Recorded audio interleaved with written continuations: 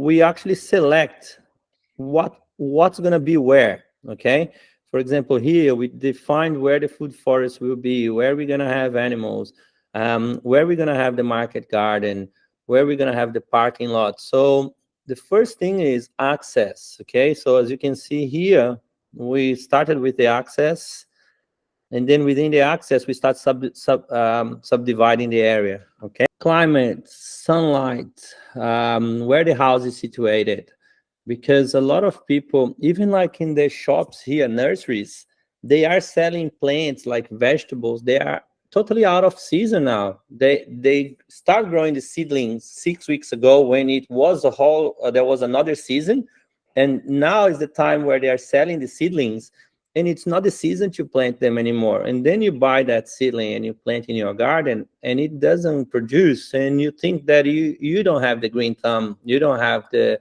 knowledge to grow it. See the amount of shade that you get in different times of the year as well.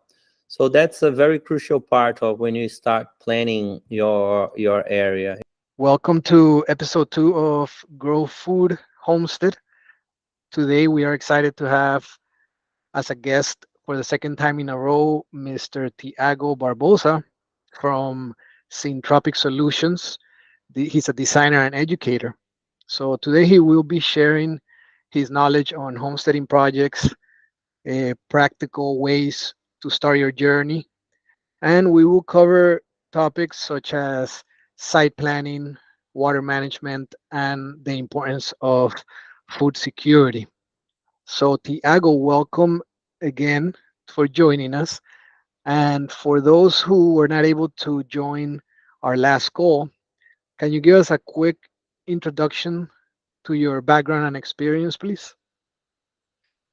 Yes, for sure. First of all, thanks for having me here. What a great opportunity to showcase a little bit of what we do. And thank you for the great work that you guys do, spreading the word on such a valuable thing that is growing food. I think that my journey has been, let's say, over the last 10, 12 years, like you, everyone who comes into this journey had a moment of like, hey, how do I grow my own food? Where do I start? And where is the knowledge? Um, at the time, I was already living in Australia. I'm born in Brazil. I was born in Brazil. I was living in Australia, the land of permaculture. So lots of my friends, they were already in the journey, trying growing food and working farms. I went to see a lot of different projects, from small backyards, large farm operation, organic farming, conventional farming.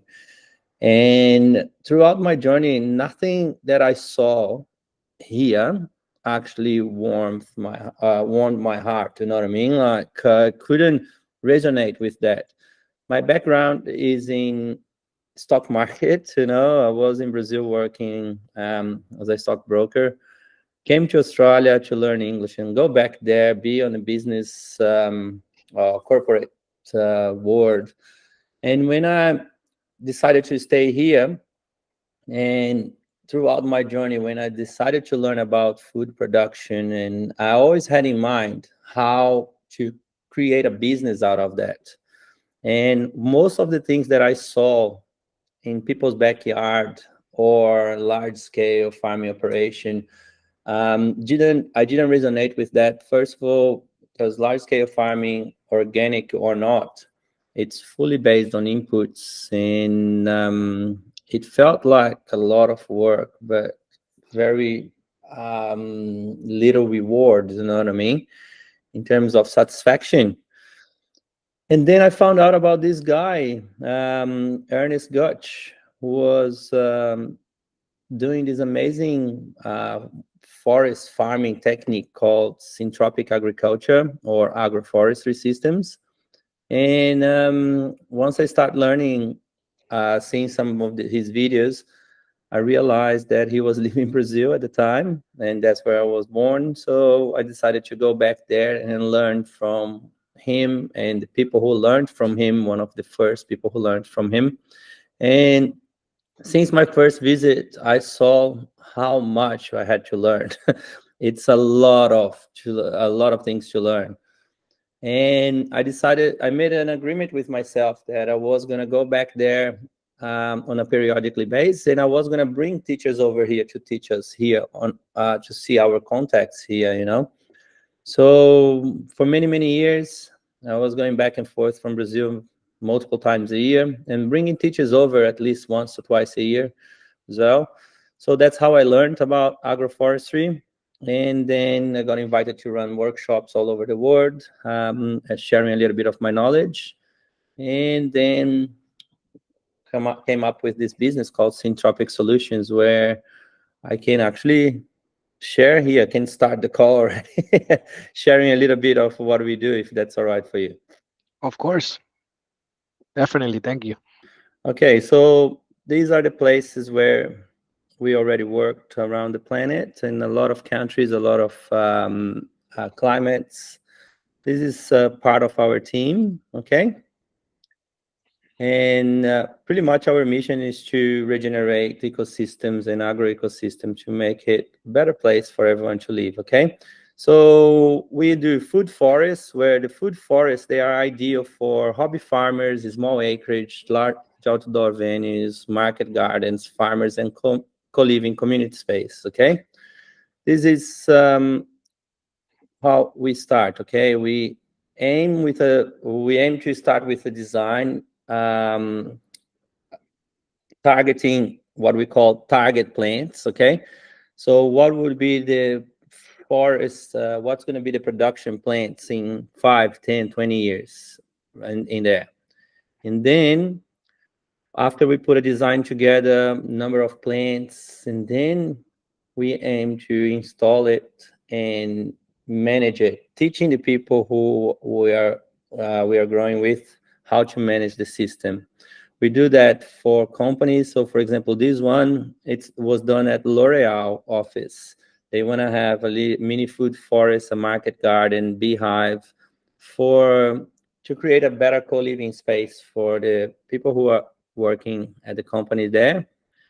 And within the food forest, we create what we call edible landscaping design as well, where we have a food forest merged with the landscaping of the area, always following the flow of the space. And ideally is we want beauty to meet functionality, you know what I mean?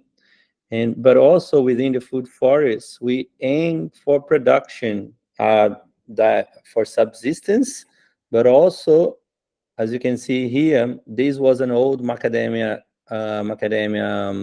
orchard that we start cutting all the macadamias. As you can see here, this was all cut off and then cut out, and then we planted a food forest, and that's how we started, and that's how it is now. Okay. And here, how we aim to have the plants, we know exactly what is the space that the plants will need when they mature, and we know the combinations of plants that will work together. And within our designs, we really go centimeter by centimeter, you know what I mean?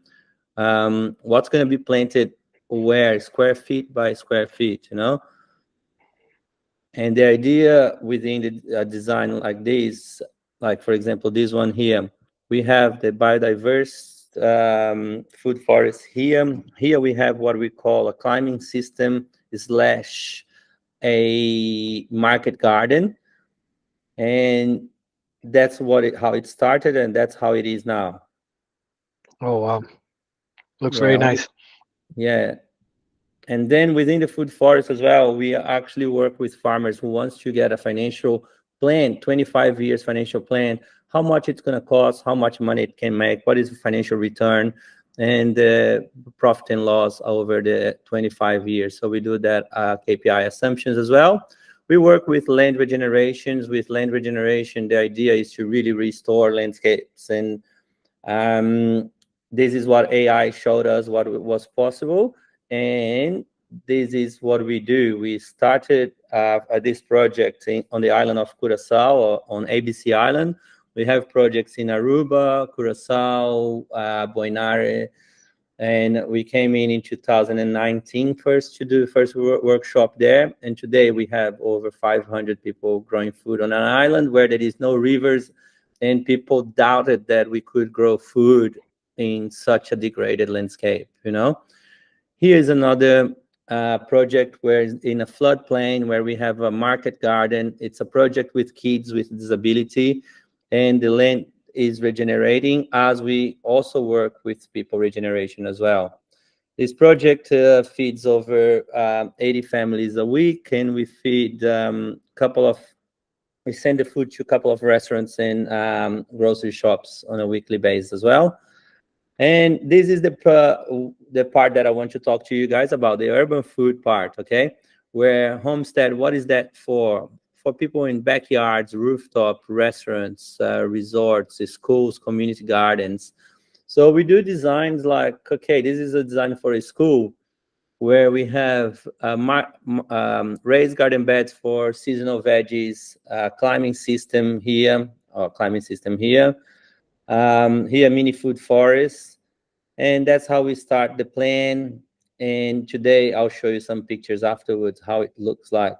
And this is a project that we got from a house that someone was just finished building, and they want to have everything in there in terms of food. So we have fruit trees planted around the boundaries, fruit trees all over the boundaries, flowers, more food forests here, raised garden beds. And as you can see here, every space from big to small, we try to have food production system in it. This was, as you can see, just a house block in the middle of the city. We put in an L shape, what we call row one, where we have multiple like fig tree, lime, avocado, orange, mandarin, mulberry, papaya, or pawpaw, blueberries, mangoes, grapefruit. So we try to have everything. So the idea here, as you can see in this design, we have one L shape garden bed, one island here, few raised garden beds on the side here, a climbing system here, chicken coop at the back, and we try to cater it for different needs in different climates with different contexts, okay? And same thing here. We try to fit in different designs into different landscape, you know what I mean? I always try to have, this is the one that I really want to talk to you about. Look at this house block here, only 500 square meters. That would be 1,500 square feet, I would say. It looks like a full landscape design, but what you don't see here is there is food planted everywhere, you know? So here we have apple, pear, apple, pears, apple, pears. We have 12 raised garden beds here where we grow food, what we call seasonal veggies and salads. That's the kitchen here. So from garden to the kitchen, okay? And then at the front of the house here, where there is a little car park here, we did there was a massive tree. As you can see here, we pruned the tree back. And what did we do with that? We planted fruit trees all along the boundaries here. Lavender garden here, lavender and rosemary is here. We have what we call a berry lane on the side here. And then on this side here, you can see better. So the berry lane is just along this other carport here. Here is the rosemaries and lavender. And here we have flower gardens, artichokes, globe artichokes, pineapples, ginger, turmeric, all growing. And these are the pictures. Sorry. These are just the front. This is the kitchen garden. Here at the back, we have chickens running along the boundary here, all the way. So the chickens have a massive space around the property. And this, because it is on the southern part where it doesn't get much sun, we chose plants that can cope a lot of shade, like taro, sweet potatoes, and few other plants. So when you look at this property, you see a very manicured house, you know, garden, but what you don't see there is a lot of food. That's what the 12 raised garden beds look like. We have different shapes of garden beds, and it looks very, very manicured. And then, yeah, so more designs of the urban food. Here is a two houses in one land block of land, where there was massive trees when I first got there. We pruned the trees, so we have loquat, avocados, mangoes, um, papayas, and banana plots. They got chickens at the back here, lots of asparagus. So it's a full food production system in a house block. But the most important is when you walk through it, all you see is a very manicured garden. So different shapes, different designs, different contexts here as well. So this guy, they want to have a mini food forest here on the back with raised garden beds and a chicken coop running on the side here. So it's working really well for them. Does that make sense for you guys? What we're showing is that, how does Oh that look yes, for you guys? definitely makes a lot of sense. Appreciate you sharing these slides with us. That's great. So we do a lot of landscape architecture as well, where even within the landscape, this guy here, for example, was a big piece of land. He want to have a mini golf course, a little boulevard entrance around the house, a little roundabouts in front of the house. So we do the concept design, but the idea is always try to include some sort of edible plants within the design. When we do the we design the pool, the basketball court, fire pits, and then here on the side, as you can see, because the kitchen is right here, we have the raised garden beds for seasonal veggies and salads and herbs as well. And his wife wanted to have a lot of flowers in front of the house, so we chose a good palette of plants, flower plants to put and herbs in front of the house. This is a beautiful flower farm where she want to have a flower farm with food forest on the side, and the selection of flowers that grows in the area. And the way that we put, as you can see, centimeter by centimeter, square feet by square feet, everything that grows. And this was a system that I didn't install it this last weekend, okay? So they bought a piece of land. All they had was the house and the shed. So we designed the mandala garden, the market garden, the al fresco, the barbecue area, the food forest, the animals area. So we did the installation of this food forest this weekend, and I suggested him to for him to have all this food production in all these areas here. I told him that he should have more water, so we dug up a pond, one here, another one here, another one here, another one here. As you can see, it paid off because now we are installing the garden, and he's got enough water for it. And within the landscape architecture as well, we do beautiful fire pit matching the palette, the color palettes of the trees with fire color as well.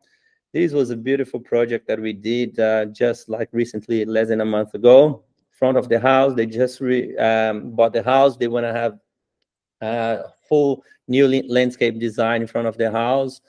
We did that. As you can see, it's a very complex piece of work, but when we do the design, we work from small gardens all the way to, let's say, from small space all the way to bigger space. Okay, and what I'm gonna show you guys next is how we work with landowners who wants to do urban planning, or developers where they want to work in the full development. They want to have, this is a project of a company that we worked with. They have this beautiful full agri-hood project going, and we are working on the planting plan for the food production areas, okay? And then we do a lot of building designs as well. So basically what we are is we are a design company, architecture engineering company, where we work on building designs for small space all the way to larger space. I think that I could cover everything in there. Hey, Tiago, that was an awesome introduction, and I especially like the visuals. I am a visual learner, so I really appreciate it, and I'm looking forward to going through those slides in more detail. So my question is, what are some variables to consider about your site when evaluating what location to place projects such as a compost pile, row gardens, food forest, chicken coop, pond, etc.? What are the variables to consider? Okay, so we do, as you can see, we go and do a very detailed research on climate, sunlight, where the house is situated. Because a lot of people, even like in the shops here, nurseries, they are selling plants like vegetables. They are totally out of season now. They start growing the seedlings 6 weeks ago when it was a whole, there was another season. And now is the time where they are selling the seedlings, and it's not the season to plant them anymore. And then you buy that seedling and you plant in your garden, and it doesn't produce, and you think that you don't have the green thumb, you don't have the knowledge to grow it. But it all has to do with the full understanding of what is in season, what is my area. For example, here, what I want to point here is the climate data, where when is the most amount of sunlight, or what time of the year the sun is up there. Okay, when the sun goes a little bit lower, when the wind where the wind comes from in different times of the year. So that's part of the first assessments that you need to do. And then once you do that, and then you can go back and start assessing that's part of the where you're going to put what. Okay, for example, let me go back to this page here.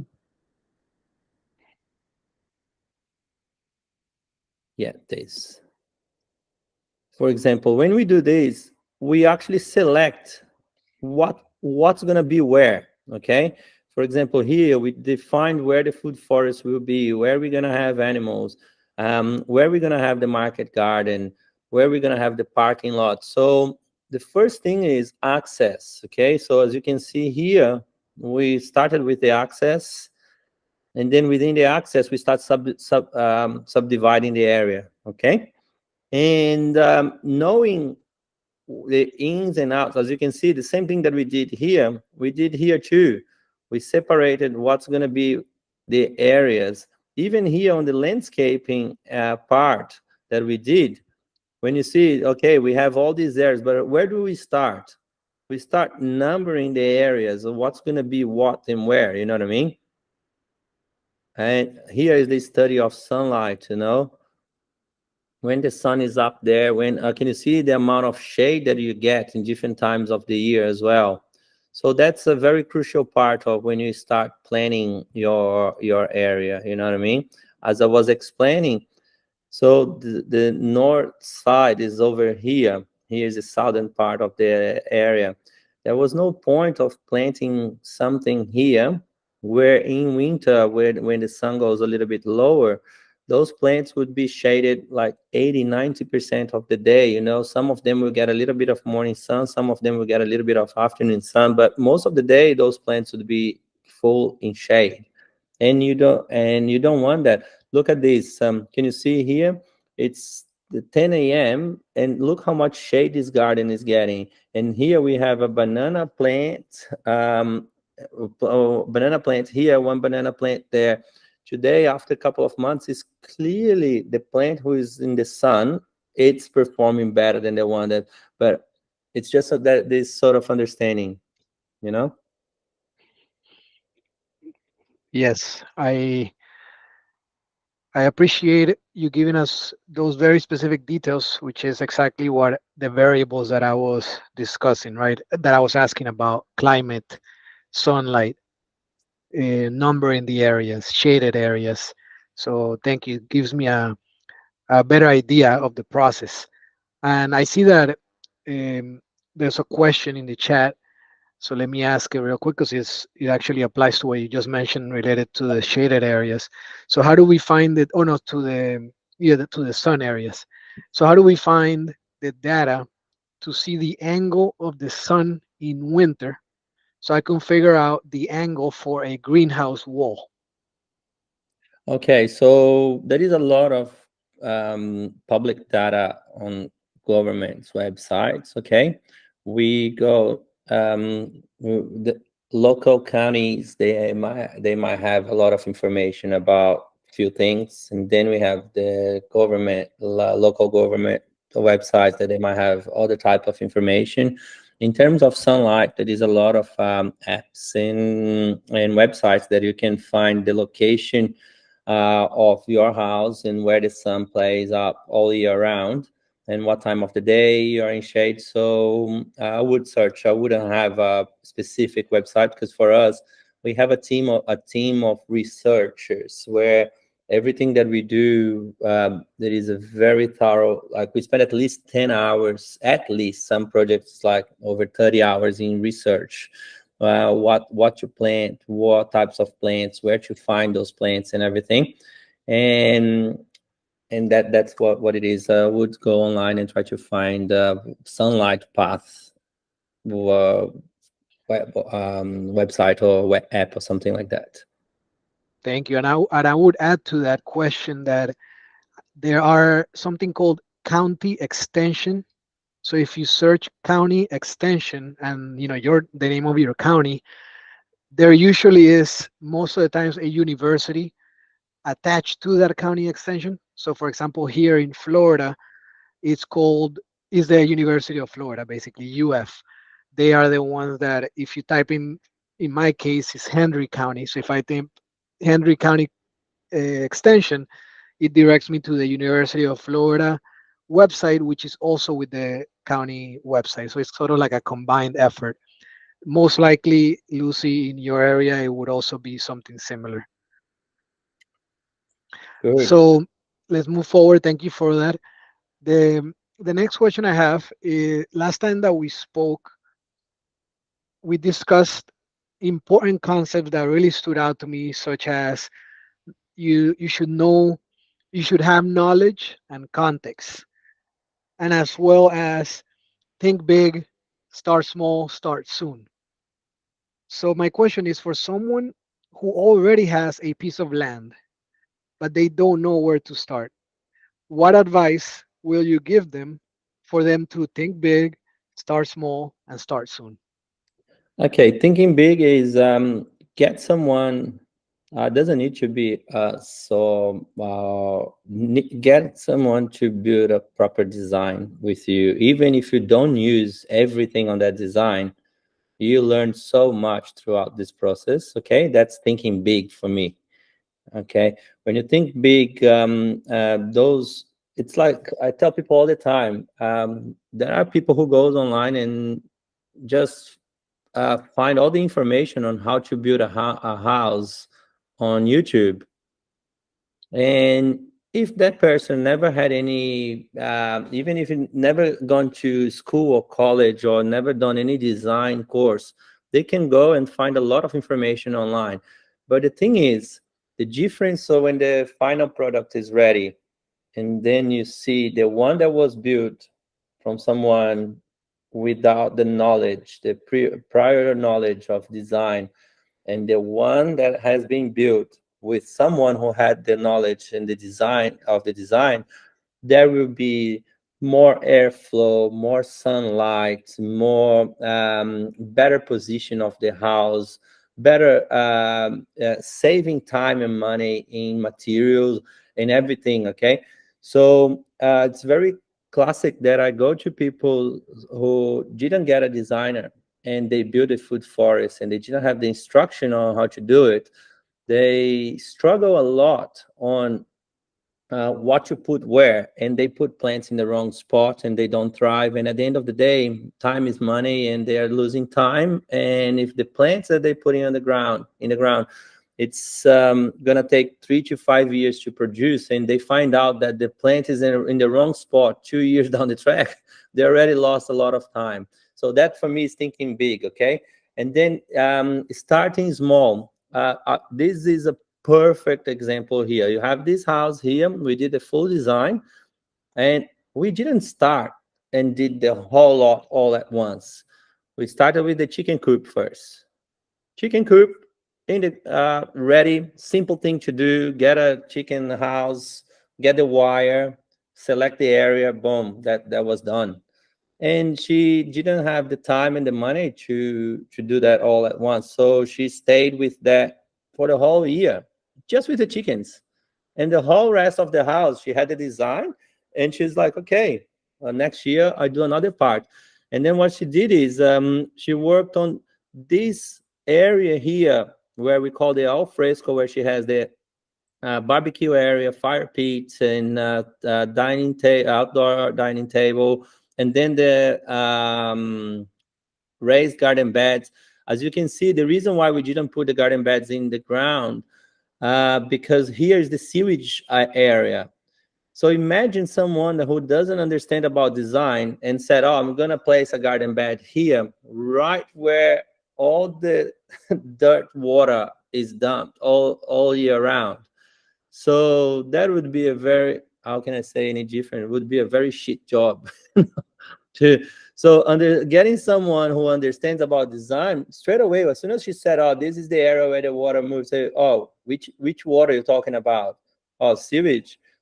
Okay, so we do raised garden beds, and because she's not there most of the time as well, so she's not there on the daily basis, so she didn't have she could have irrigation on a timer, or we could make a wicking bed. So talking to us and designing wicking beds for that area where she can put water once a week and walk away, and the plants will not die for a week or two, that was a very smart decision too. So, but she did the chickens first on the first year, and then she did this whole north area of the house on the second year. On the third year, we did this the other front of the house, where this area here, where there was this big birch tree, and she said, oh, what can I do here? I don't think your design will fit in. There is a lot of doubts and questions about the design too, because we see down the track, we know what's going to look like when you prune everything. And she's like, oh, you're going to kill my tree. So when we pruned the tree, open up a lot of space, and then she could see the design. So again, start big, thinking big with the whole bird eye view design, and then go small and start soon, area by area. Some people can do it on an area per day, an area per week, maybe an area per month, and maybe an area per year. You know what I mean? And by doing that, she had, it costed her just this carport, this new carport that she had.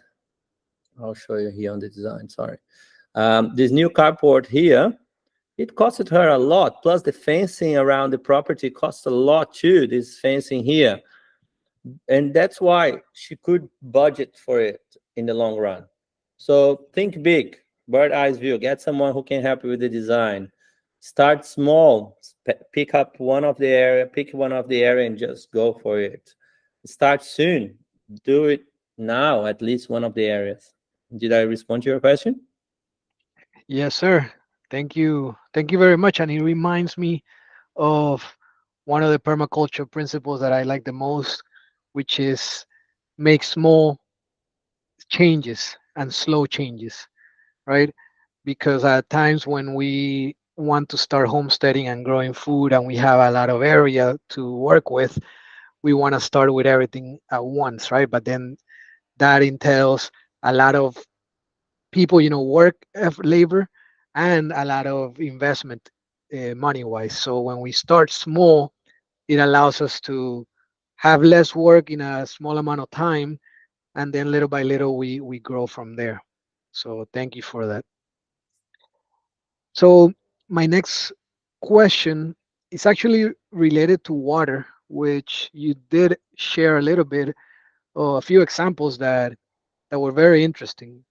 So water is of course a critical resource in any homestead, right? So what do you think are some effective water management strategies for a homestead? Okay. We do a lot of systems without irrigation. And the way that we can do that by understanding what time of the year to plant first, you don't want to plant it at the end of the rainy season, so you're going to have like 6 to 5, 6, 8 months without a drop of rain, and then all your plants will die without irrigation. So planting without irrigation, it's one thing. And I've never seen any monoculture crop planted without irrigation that really thrived well in the first few years. So that's where the agroforestry systems can come very handy. Okay. And water management, planting it at the right time of the year, the beginning of the rainy season. Having a lot of mulch will hold the water, will hold the moisture. Um, what else? And then uh, thinking about how much you plant and how much water those plants will need. You know what I mean? For example, when I do those systems, I will want to open here. So this is, I just want to have this as an example of starting big. So that's how the land was, and then we numbered the areas and then we planted it. Can you see how it goes stage by stage? That here. Yes, the Okay. three different Yeah, squares, it's right? kind of an overlapping thing, you know what I mean? But when I created these products that I call it Berry Lane, uh, seasonal veggies and salads rotational system, mini food forest, mini climbing system, chicken area. So what I'm trying to do here is get each one of those and make a system out of that. What is a system? Many parts that works together towards one goal. So when we're talking about you creating a food forest system, a mini food forest, large or small, whatever it is, what is the water management for that area? Okay, we need to plant that at the beginning of the rainy season. Good, you're okay with your, because the plants will have 3 to 5 months of constant rain. Then that by the end of 5, 6 months, the plant's supposed to be thriving really well. Okay, great. We got that sorted, and then we go to the veggie production market garden. If you are on water tanks and you only rain with rainwater, you don't want to make a big garden where you're gonna use all your water in the garden and lose most of the water that you need for your basic needs in the garden. You know what I mean? So that's where I say maybe a wicking bed system would work really well for you. Understanding the context is very important. Where do you get your water? In that guy's case that I was showing before, I knew straight away that he was very far from the city. There was no connection to town water at all. So first thing that I said is the rain's gonna come in a couple of months. Let's start digging that soil, get that ponds ready, get a liner. So you might have like 4 water source, and then um, the first one that you use is the one at the top, that you can always pump water from the one at the bottom up there, so the water can hydrate if it's going. So there is a lot of understanding of water management. You know what I mean? So for each system, how can I say? My short answer would be, for everything that you got to do. If you're going to do a food forest, if you're going to do a market garden, if you're going to do chickens, it all has to have a system in place. So how much water it will need, which time of the year, and how you're gonna get that water. Okay, so for every system within your property, you have to make sure you design it with the water needs in mind. Yes. And you mentioned in one of the slides earlier that in one of the properties you you dug extra ponds so that they had enough water, and it's sort of related to my next question, which is how can a homestead irrigate their gardens without conventional irrigation methods such as using sprinklers or drip tape? Okay, let me go back here. So your question was how we use the irrigation without using sprinklers. Is that all right? Yes, or let's say PVC piping or drip tape, all the different types of irrigation methods, which usually require large labor at first and a large investment. So It yeah, are depends there what any you're growing. alternatives? If you're growing veggies, you need to have water all year round. You know what I mean? It's like, oh, I'm raising chickens. You need to feed them. There is no way that you can grow. But if so, you need to put water, and the best way to irrigate a system is actually with the sprinklers. Sorry to say, because 30% of the water intake for the plants it's through the leaf system. Okay, so and so if you want to be efficient in your irrigation, that's what I said. You might have a wicking bed system for your veggies, okay, where you put water once a week or once every 2 weeks. And if you're doing a food forest system, you need to plan it and have everything there to be planted at the beginning of the rainy season. Yeah. I see. Yeah, that makes sense. And it is what I have struggled in the past, trying to not irrigate as much. But it's true what you said. If you're growing vegetables and fruiting plants, then you need to irrigate them. But then how did you use those ponds? Were they with water pumps that you would just pump the water out of the ponds? Was that the purpose of the ponds? Okay, let me go back to that one. So let's stop sharing this so we can explain that properly there. Just a second.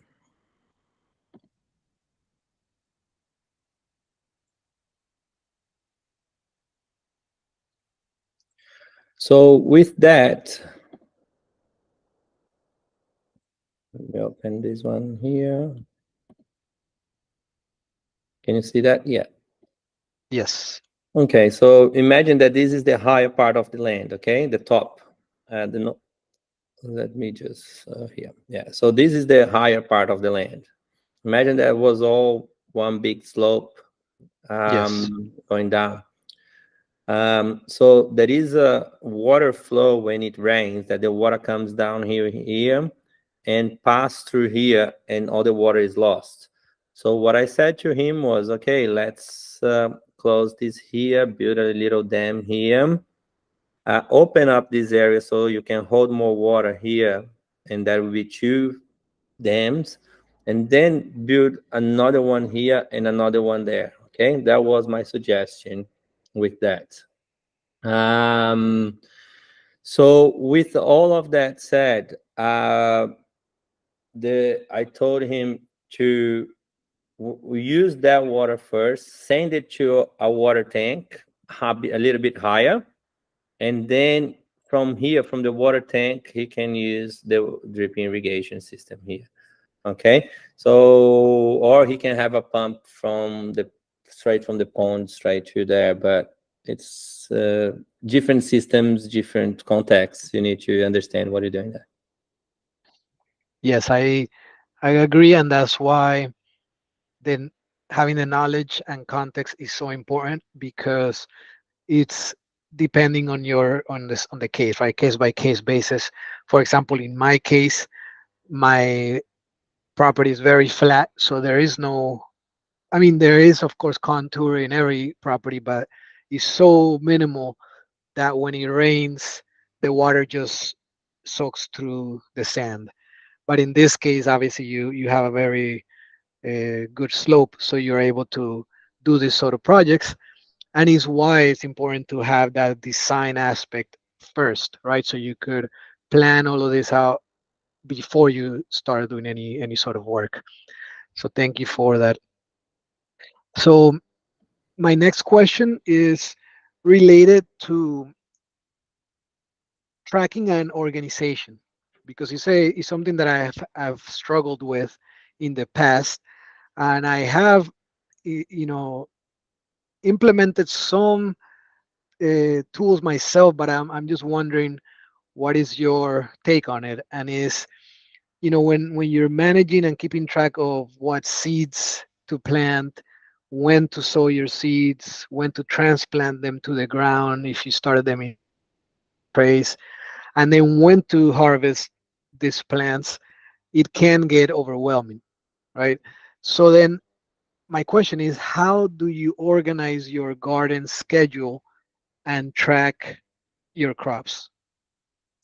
For the people who are starting, there is an app called Garden ATE, like Garden 8, where you can see there what is you can put your region where you live in the planet, and then we'll tell you what is in season, when to sow the seeds, when to transplant the seedlings to the ground, when to harvest.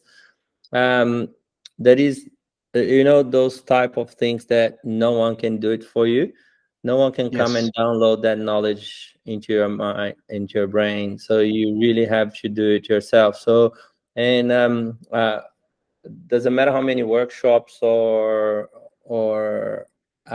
courses you do, the best way to learn is by doing it. And nature is an open book of life. Every day flicks a page, and if you're not there to read it, you miss the lesson, you miss the reading.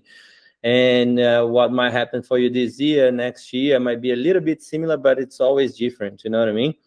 And it's the best way to do it, to keep the schedule, is doing it, learning um, what to do. A lot of people don't even know what is in season. So the best way to do is just go and try it, do it yourself. Yes, I completely agree. The best way to learn is through practice, trial and error. Yeah. Makes me think of recently I started tracking my diet, right? My food intake, my Yeah. macros, protein, carbs, fats. And what you mentioned is so true. You could look at all the videos online you want, you could go to all the classes or workshops on how to do it, but until you actually start doing it is when you learn. Yeah. So thank you for that. The next question, well, you did already answer the next question, which was tools, and the Gardenate app, definitely a great tool. And even if you do it on your own on a separate spreadsheet, again, is how you mentioned, you have to just get down to doing it, and as you do it, years go by, you get better at it, and then have the knowledge second hand. So my next question is actually for, previously I asked you for someone that already has land and didn't know where to start, right? But there are a lot of people that currently might live in an apartment, or let's say in the city, or even in the suburb, but and they might have a little bit of space or not, but they know that they're already looking to buy land, right? They're actively searching for that piece of land that they're the characteristics that they're looking for, but they haven't bought it yet, right? So they can't necessarily start implementing all these principles. So then, what do you recommend? How could they start learning both the theory, right, the theoretical part, but then also the practical application part of homesteading? Come to one of my workshops. I was about to run a workshop there in 2 weeks' time, and I think because of the hurricane, we're still assessing if it's gonna happen or not. The farm is flooded, so I'm not sure. But I highly recommend you to go and go to as many workshops as possible, and also go and help in a local farm or in a local community garden. And if you're really willing to learn, you will learn by doing it, and try to find somewhere local that wouldn't take most of a lot of time, but would go and learn. Definitely, that makes sense. If someone is actually interested, they will make the time, right? They'll find the time to look for those local places where they are already gardening and growing food, and people would always want a helping hand. So definitely a way to learn. Now, you did already share a little bit of some of the products that you have, right? And last call you mentioned that you wanted to discuss some specific ones, and I noted down, for example, staple food garden, the berry lane, mini food forest, mini climbing system, seasonal veggies. Any additional information or specifics that you would like to tell us on those products or on all of them, if you would like?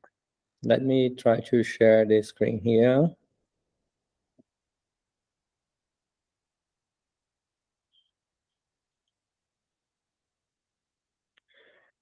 Okay, here we go. As you can see, the process is the same. Okay, go and assess the area, imagine the design, talk about the installation, maintenance, and harvest. Okay, so we have the mini food forests. We try to use the syntropic principles of food forests or agroforestry system to create a very lush garden. Okay, and then we have the food forest is to create a forest full of the fruit trees that you would eat for the next 20 years. Climbing system, some plants, they need structure to grow up, like grapes, blackberry, grapevines, blackberries, passion fruit, dragon fruit. What else? Kiwi fruit. A lot of those plants, they need structure. I'm talking about the long-term plants, but also a lot of the short life cycle plants like climbing beans and cucumbers. So we try to structure those plants and where they're supposed to grow. When I talk about perennial perennial herb garden, it's like not that all the herbs are perennial, but that garden bed will be perennial. They will be always with herbs, plants that you can just go pick from the garden bed and just go and cook with it, such as Thai basil, dill, oregano, thyme, tarragon, sage, rosemary, and so on. Then we have the seasonal garden bed, where the idea is to put veggies that they are in season that will last up to 3 to 4 months. So with salads, where we do a big consortium of plants, we put those plants together so they can grow. And also we have the wicking bed system as well, that where we try to have low maintenance. Staple garden system. What is the staple garden? It's plants that they don't have a short life cycle plants, like potatoes, sweet potatoes, pumpkins, asparagus, garlic, what else, artichoke, and a lot of other plants that we will go there on a yearly basis and replant, and we use that area for that staple garden bed. You know what I mean? Would Well, and then cassava, cassava, yuca apply to you, that too? yes, exactly. Then we have the berry lane. The berry lane would be pretty much plants like blueberries, strawberry, raspberry, blackberries, elderberries, yeah, gooseberries. Try to have an area where especially kids love that they pass through. There is always some berry to be picked, you know. And then we have the edible and medicinal mushroom areas, where we try to get an area, and if the mushrooms needs the shade, they will place an area in the shade. If they need sun, we place an area in the sun. And we try to have that area for mushrooms where they know the household can, they know that they can go there and pick that mushrooms that will be safe to eat, you know.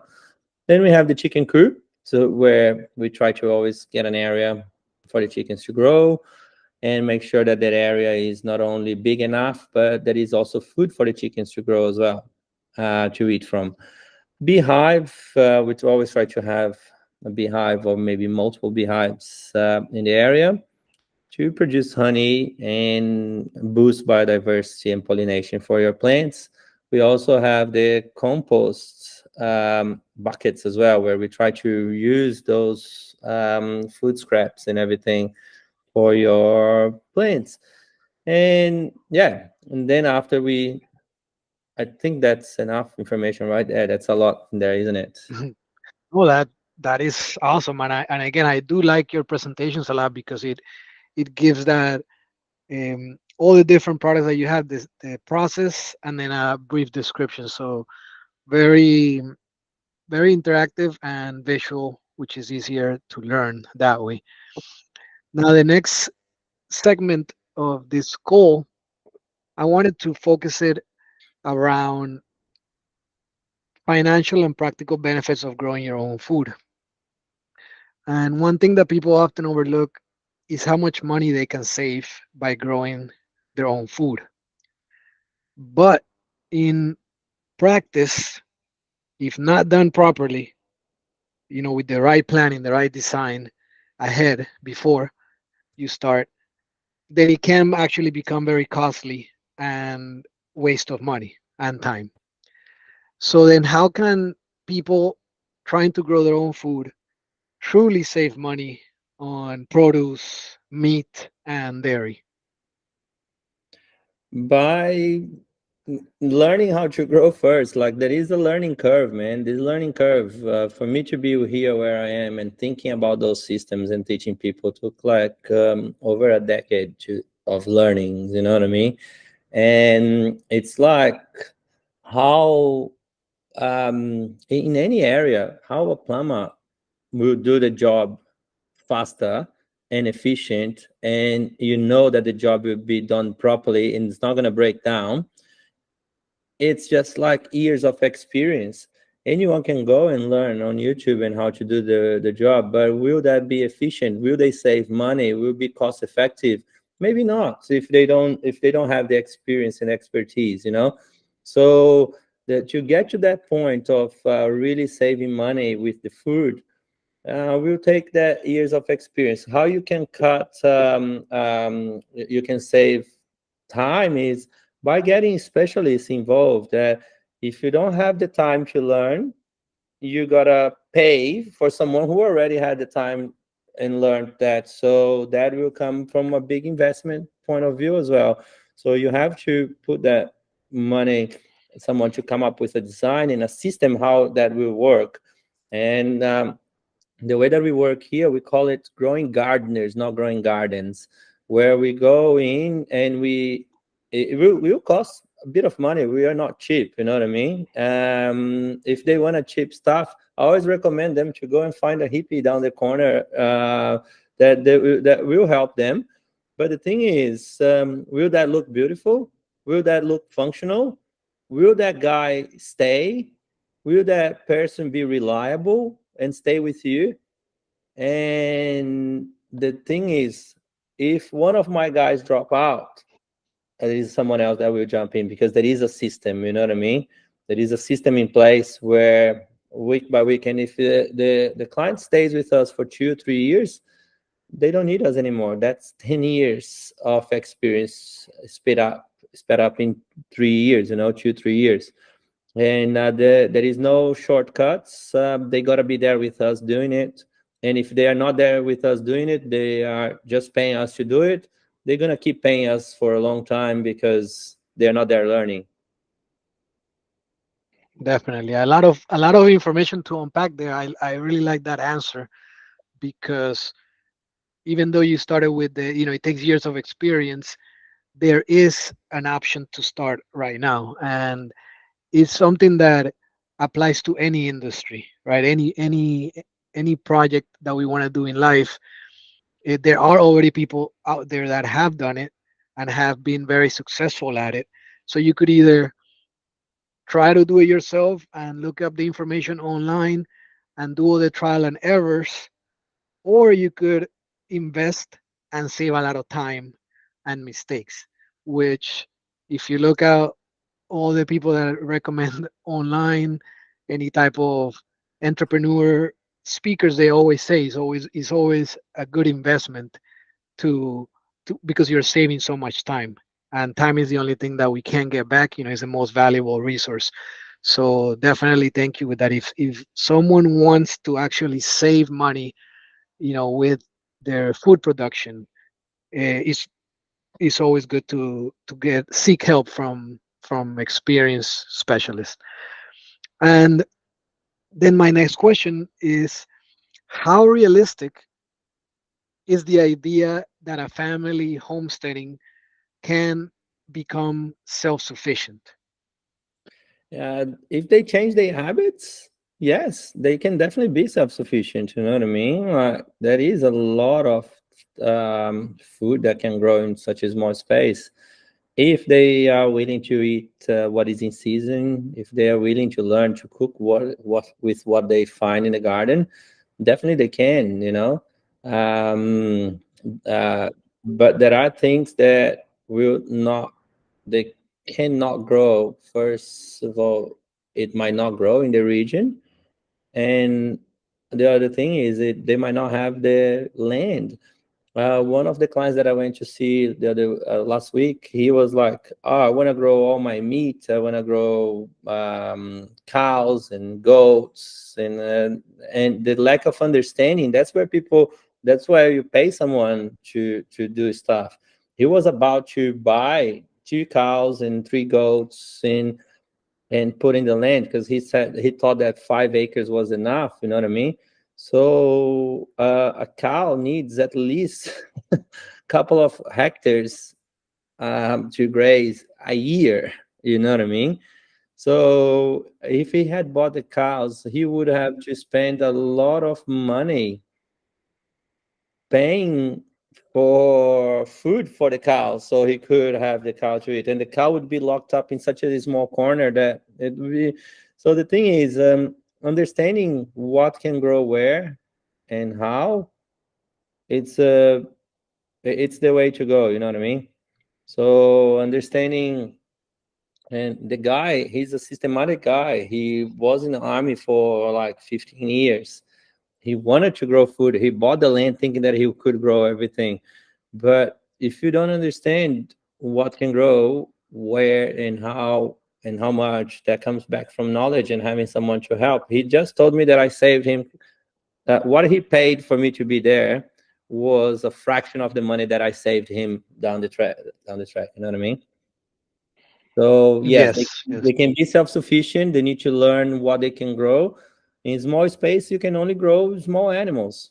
It's not a rocket science, but people need to understand that. Yes, I like the part of your answer where you said that yes, it is possible, but they have to change their habits, right? Because that is true to, again, most things in life. Hey, you want to get in shape, lose some weight, right? Gain some muscle. It is possible, but you got to change your habits. So, same thing, the idea of being self sufficient, it's sort of ideal, right? But it's not easy. Yeah, it is attainable. So I appreciate that response. Um, which sort of leads to my next subject, which is the importance of food security. From my research, and again, it might be wrong because it's online research, but up until the Second World War, previous generations, most families, they had a fundamental knowledge and skill of they had a fundamental knowledge of the skill needed to grow at least part of the food that their family would eat, right? And they would either grow it themselves or they would trade and barter with their neighbors and community, right? Um, so but I mean that's not the case anymore, right? It's not the common thing that you grow up and you as a child your family is growing food and then you learn it and then you pass it on to your next generation. That has sort of been lost. Now there might be some places around the world where it's still happening, but for the most part, city dwellers are not teaching their children how to grow food. So then, why do you think this basic knowledge and skills needed to grow your own food has been lost through the passing of time? I think that globalization, if you want to eat Brazilian nuts all year round and you're not growing Brazilian nuts, you need to come from somewhere. And a lot of people don't even know that to get a Brazilian nut to actually produce, like they don't even know what the seed pod looks like. And when you and there is no, not that I know of, farm producing Brazilian nuts. So most of the nuts are foraged from the forest, you know what I mean? And it takes like 20, 30 years to start producing from the time that you plant the tree to so the tree can start producing the nuts.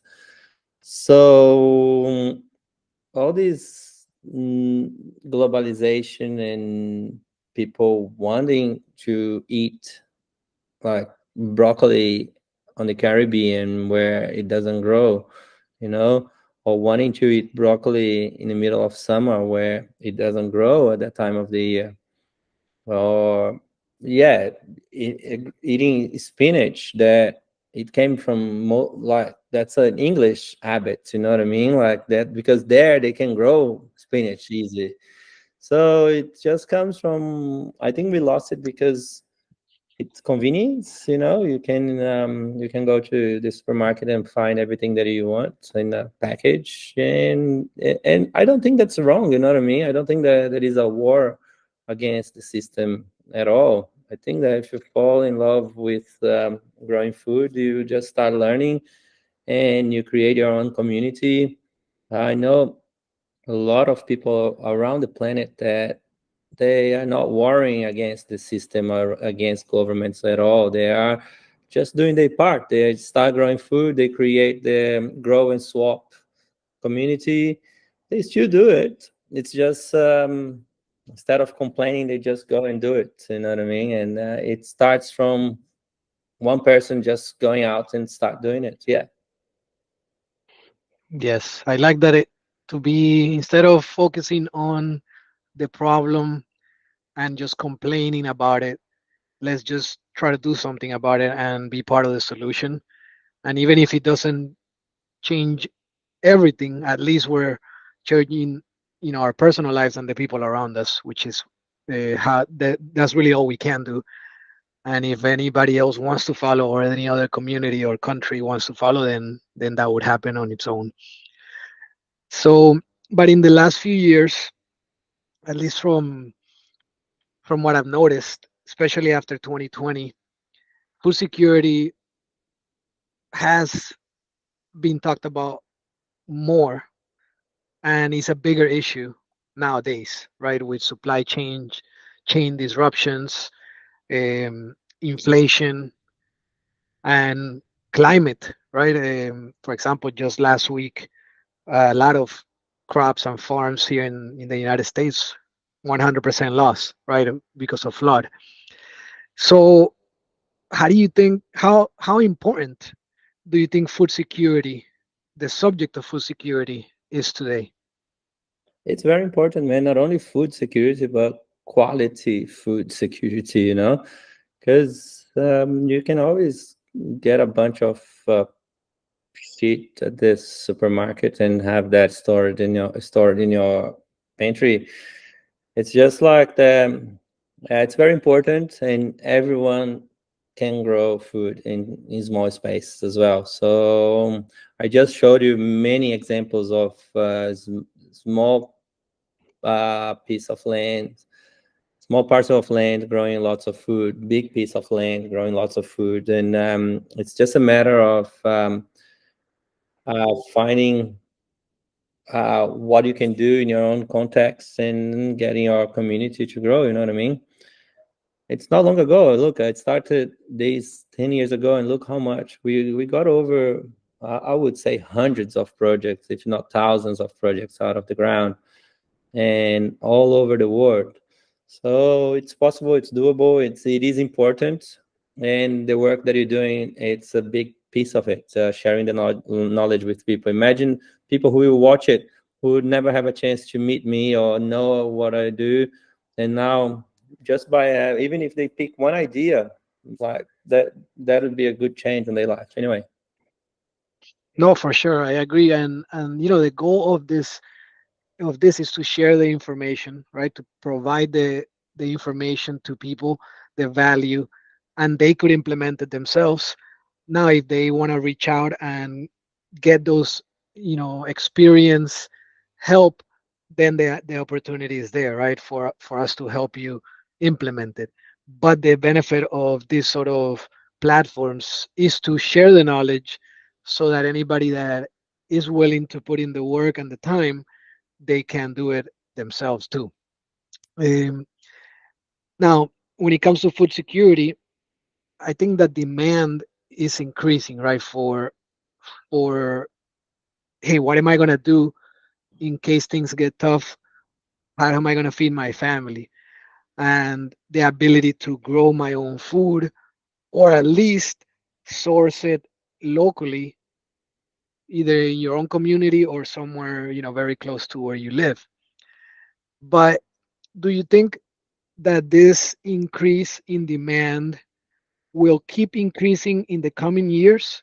Or is this just a trend and we pretty much seen the extent of people that are leaving the cities moving to rural areas?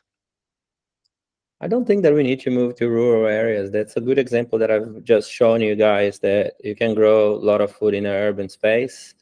And I think that the more we have access to information out there, the more people will realize that's not only about having food locally only, it's like having nutritious food locally. And the more the information is out there, the more they're willing to learn, the more they can they see the importance, and the market will grow. I think that the market will keep on growing. More and more people working from home, they realize that lifestyle and health is the most important thing in life, and there is nothing more important than food. I think the last time that we met, I said, if we are what we eat, or if we're not eating healthy food and nutritious food, what are you then? What are we? Yes, I think one big um, emphasis that I've seen this call is the quality of the food, right? Because as you mentioned, if someone might be worried of food security, they can just go to the supermarket and buy a bunch of grains and store it in their pantry, right? And that would last for a very long time. And then when the time emergency comes, they could eat that. But that's not all the food that you need, right? It's not the best quality, and it's not all the nutrients that you need for your body. So I think that emphasis on the quality and nutrition of the food is key. And I agree that as people gain more access to the information, the ways they could grow their own food, they're gonna realize the benefits of of doing it themselves, or at least sourcing it from a place closer to where they live, where the quality is a lot better and they know where it came from. So thank you for that. And changing the subject a little bit, last call you mentioned something that I actually experienced this Sunday. I was in my garden and I was actually pruning a katuk plant. And it was a bit overgrown. I hadn't pruned it in a couple of months. So I went ahead and pruned it, and then I dropped the the branches, and I was going to use them as mulch. And then I remember what you mentioned, right? Because the walkway now was very crowded, it was disorganized, and that's not even the big deal. It was actually almost a tripping hazard. Like I every time I would walk through it, it would be like I would have to be careful. So last call you mentioned, you coined the term, you changed it from chop and drop to chop and organize. So I was just wondering if you could explain a little bit about how chop and organize works and why it's important. Chop and drop, as you can say, as you mentioned before, it not only looks messy, could look messy, could be dangerous for people walking around. And but the most important part is not only that, it's what is the reason why we're chopping and dropping? To feed the soil. And if that organic matter it's not fully touching the soil properly, you know what I mean? It's not digestible. It's like the soil cannot digest the food, you know what I mean? Cannot digest the organic matter. And it creates an environment for termites and rats and snakes. And but in the forest, how it happens is a branch drops, it breaks, and it's piece by bit, and then leaves fall on top. And there is a process in place. It's like the same way that we eat. We don't eat a big. We get a watermelon and we just shovel it in up down your mouth. You know what I mean? You chill it to digest it, and then the nutrients will go down. So the process of chopping, organizing it, it's we need a whole call just to talk about soil biology and nutrition and how to work in the process. But yeah, that's the main reason. Chopping, organizing, it's not only to look beautiful, to look organized, to have it in a way that is functional for your place, but also you're working and organizing it in a way that is feeding your soil. Thank you. Definitely, I am going to start doing that because I saw it. Right, it was I pruned it and then just dropped it there, and couple minutes later, I'm like, no, this is not effective at all because now I'm gonna have to be jumping over this for the next few weeks. So I took it out of there and I just threw it in my compost pile at that point. No, don't need to call it throw in the compost. You can just chop it in smaller piece, and then once it's digestible, and then you can put in your Yes, walkway, and you can put it next to your garden. That will be mulch. exactly. Yeah, just in smaller pieces so that it is in contact with the soil and it is easier to be digested by the Yeah. soil. Now, my last question, specific question, is really around native species of plants. So, how can someone learn about their native edible species that they could grow and they could incorporate them into their, gardens or food forests? And that's a very easy thing. Just go do a little Google search on native edible plants in my region, and you find all of them.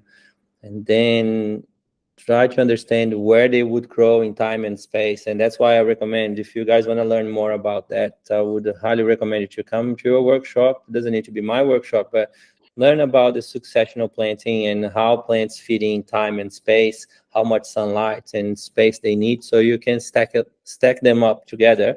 And you can have, because the way that I classify them is in placenta plants, support species, and target plants, and how to put all those plants to have a system that will be thriving.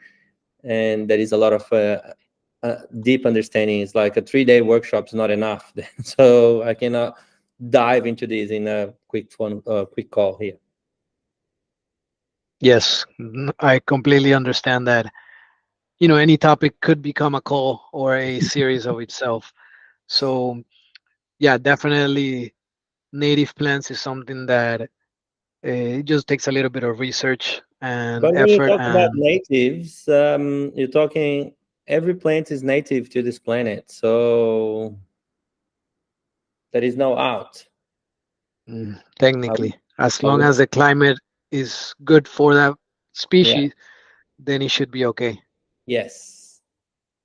Definitely, definitely. Well, thank you, Tiago, very much for all the valuable insights that you shared with us today. Before we wrap up, do you want to tell us about any upcoming events or workshops that you have coming up? And also, how can people interested in, learning more about what you do, how could they find you on social media or in person if they live, over there in Australia? I'm in America 2 to 3 times a year, so I'm looking for a place to run workshops in multiple in California at the moment and up north as well in a temperate climate. But I'm in Florida twice, 3 times a year, running workshops there. The best way to find me is on my websites, www.syntropicsolutions.com, or on Instagram or Facebook at Syntropic Solutions, or Urban Food Solutions as well. So feel free to reach out and schedule a discovery call where I can understand your context, and then from there we can elaborate a plan and a plan of action, and go from there and start your edible garden straight away. Yay, for sure. I encourage everybody to go check out Tiago's pages. They're, full of information. So, and finally, to end this call, I just want to invite anybody watching to join our Grow Food Homestead community that is hosted in the platform school.com. In this community, basically, we help people learn how to grow food, topics around homesteading projects, permaculture, syntropic agroforestry, self-sufficiency, and how to make money planting, farming, and working the land. Especially, we host Q&A calls with experienced growers, and by being a member of this community, you get exclusive access to these calls where you could ask questions directly to the guest. So thank you again, Tiago, for joining. Thank you for listening, all the members, and don't forget to stay tuned next time with more great tips, insights on growing food and homesteading. Thank Thank you. you.